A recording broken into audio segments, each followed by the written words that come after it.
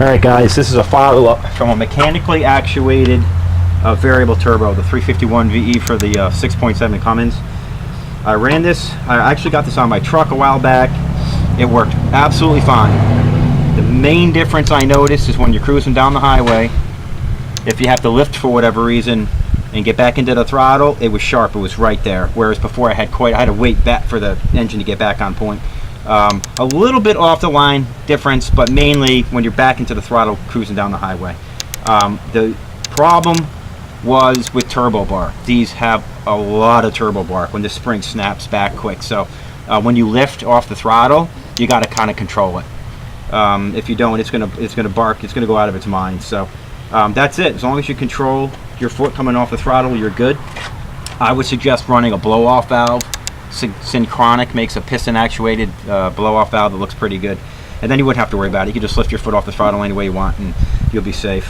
I am selling these two turbos. They're each going to come with an exhaust elbow, and one of them will come with this adapter, and I believe it's what, T3 to T4i, so one will come with that. They'll both come with the mechanically actuated device bolted on, ready to go. You can see they spin nice and freely. They each have it looks like a Holofax sensor, I think, in here, the wire. So if you have I guess they have a gauge or something that will work with this, and you can actually see the RPM of the turbo, which is good. The exhaust, the intake housings, or the compressor housings, I took just a dowel pin that locates these. I just took the little pin out, so now you can clock these any way you want. And I had these on a separate project I was working on, and I had to have them clocked differently, so that's real convenient. You can move that any way you want and to fit your truck really good. This adjustment here, you can adjust the tension of the spring with this eye. You can make this eye go up or down a little bit, and there's a bunch of holes in this arm, and you can change the radius by selecting a different hole to fine-tune that pressure. It actually worked pretty good with it being tight.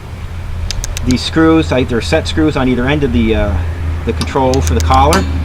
One doesn't let it go too far open, and the other, of course, not too far close, so you can fine-tune that as well. So, update, I did get this on the truck. It did work fine. Just have to be careful about that turbo bar. Run a blow-off valve if it's going to be a concern, and that's it. So thanks a lot, guys. You have a good day.